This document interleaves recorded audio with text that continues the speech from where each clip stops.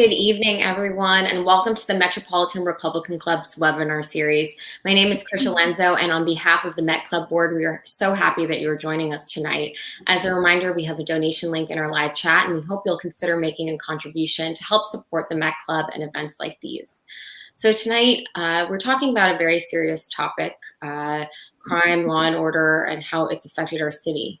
And who better to speak with than Jennifer Harrison? She is founder of the Victims' Rights New York PAC.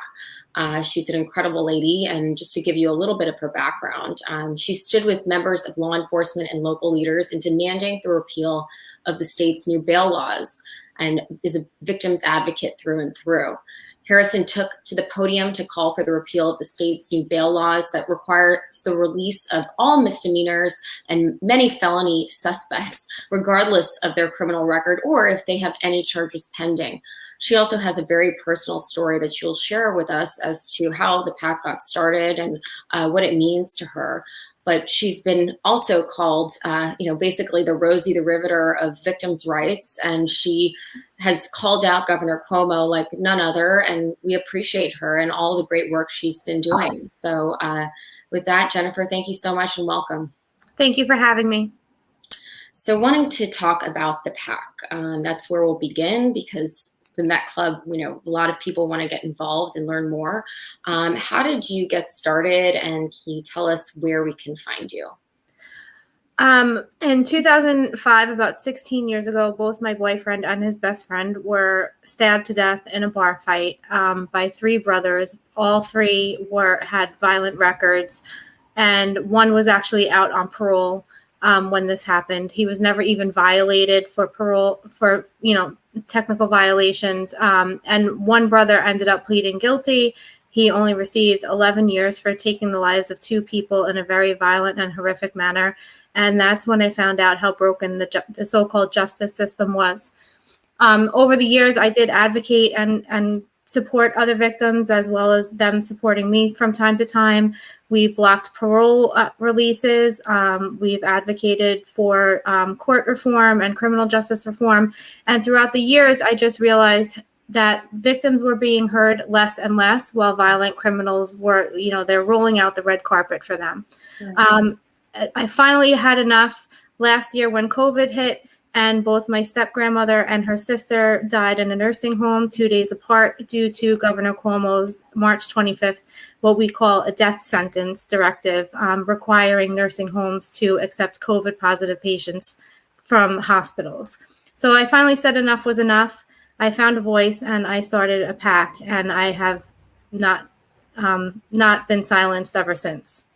Definitely. And thank you for sharing that story and for telling us everything you experienced, and we need to find the voice for those who are not, able to come out and speak, and you have done that with the PAC. So can you just tell us a little bit more about the bail reform bill and what's taken place and how our local leaders have failed us?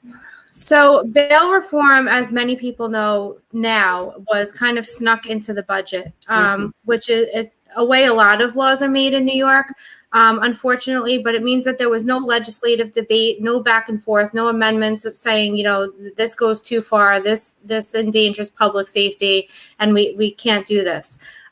They basically voted down party lines, and Governor Cuomo refused to sign a budget without bail reform in it. They wrapped it up in a pretty little bow and told everybody in the beginning that it would only include nonviolent offenders. And we found out very quickly and unfortunately that was not the case. The first casualty of bail reform actually was around the block from me, a college student who his whole entire life ahead of him, a young girlfriend, a family that loved him. His killer was out on bail reform. He was involved in a drunk driving motor vehicle accident and killed Jonathan Flores Maldonado, who was 19 years old. And then Mr. Randolph, the offender, was released on bail reform, which was actually, it's horrific. So now we're seeing that violent criminals are being released time and time again. There was just an incident in New York City where a young man was released by a liberal judge on multiple occasions, and he killed a father of two. So it's horrific what's happening. It needs to be repealed. It needs to be replaced. advocates like myself, even on the victim side, know that the system needs to be reformed. Firsthand, I experienced it. Nobody should be serving more time for a nonviolent drug charge than the man that murdered my boyfriend and his best friend.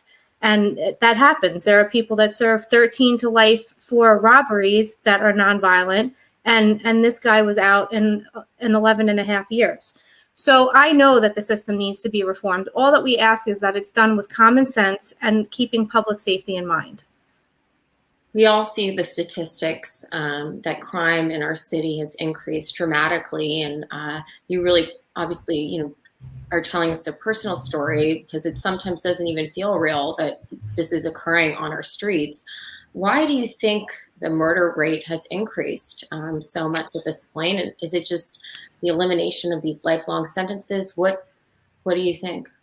Well, Governor Cuomo and company in Albany have created the perfect recipe for disaster, destruction, death, and violence. And we're seeing it in full form now.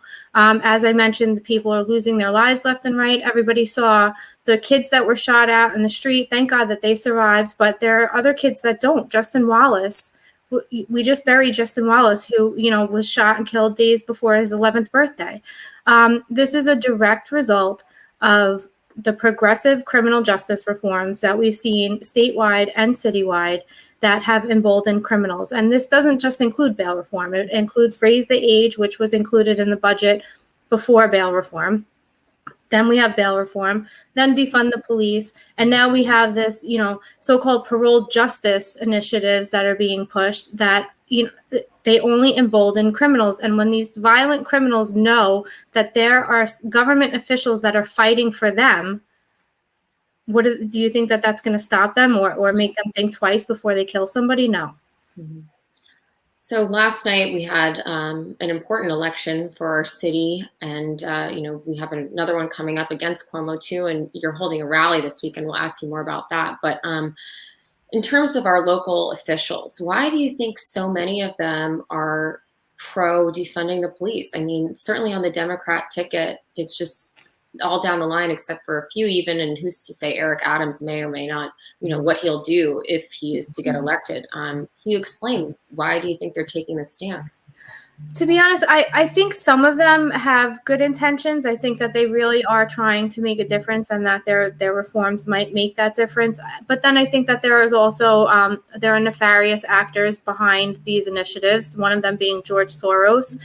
He's a major funder of the Releasing Aging Prisoners campaign. And I mean, you can go on RAAP or Google RAAP, and they don't even try to hide it. Everybody that's on their page and founded their organization is a Soros Justice Fellow. Wow. So they're not even hiding it. So I don't know if it's that or if they're just pandering for votes, and catering to these people for votes. Yeah, no, we certainly have discussed George Soros on our webinar before, and we're going to hold more events just talking about his influence on geopolitics and how awful it's been, for sure. So appreciate that information because I did not know that. And so in terms of Governor Cuomo, though, another, in my opinion, evildoer, he holds himself out as a leader, though. Can you explain to the audience, we talked a little bit about the nursing homes, death sentences, and his positions on crime, and just in general, his lack of, any sort of awareness of what it means to the city. Can you talk about how he's failed us? So before we went into the pandemic, Governor Cuomo gave us a $6 billion deficit before the pandemic. Mm-hmm. Then COVID hit. We had the highest death rate per million in the nation from COVID. He destroyed businesses and lives in the process, claiming that he was, doing these lockdowns and shutdowns and not allowing us to feed our families in order to protect the elderly, and then issued the March 25th death sentence, sending COVID in with the elderly. So, I mean, that doesn't make sense at all. Schools are, the kids on the last days of schools are still being masked while there's a Foo Fighters concert in Madison Square Garden, I believe, with hundreds of people or thousands of people, and they don't have to wear masks. So, I mean, and then to write a book on top of it and profit $5 million while using state resources, Governor Cuomo is not a leader at all.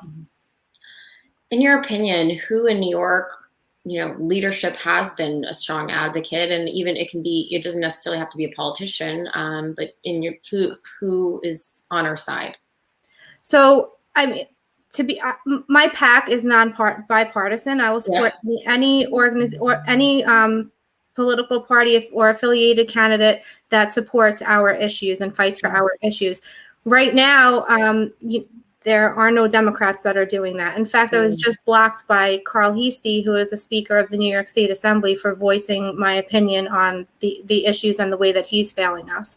So right now, the Republicans are behind us, and I'm so thankful that they've stood by us and given us a voice. Lee Zeldin has been an amazing champion of our efforts. Elise Stefanik. Claudia Tenney is actually introducing legislation on behalf of Voices for Seniors, I believe, soon. And there are a lot of them. Janice Dean has been amazing in speaking out against this. But it's basically the people that are fed up and are rising up and speaking out against the atrocities that are happening. And, you're a citizen, an active citizen, obviously. What can we do to get involved in the PAC, to just get more involved in trying to raise awareness about what's taking place in our, right outside our door? So you and I have spoke about my intentions of remaining as grassroots while also being a political action committee. But my intention is to remain as grassroots as possible and really make this organization about the mission and about the people and about the victim. But we do need your help because we are up against George Soros and major funding and major organized efforts. So you can go to victimsrightsnypac.com, and there's all of the links are on there. All of the issues that we're fighting are on there. And the donate link is on there as well. You could follow me on Twitter, Victims Rights NY, and we do have a Facebook page as well, Victims Rights NY PAC. And you could stay involved and sign up for all of our efforts that way. And you have, you hold rallies and events like that too, and people can find out all that information on the site. Yes, we actually have a Cuomo's Gotta Go rally coming up this Sunday at the Dennison Building in Suffolk County. There's also a sister event in Albany with Long Island Loud Majority, Unmask Your Kids, Freedom of Medical Choice, and Voices for Seniors, among other groups. Jennifer, you have done such great work, and we are so thankful for everything. As an advocate and as a leader, grateful to have you. So thank you for joining us tonight. Thank you so much for having me. Our pleasure. Take care, everyone, and have a nice evening.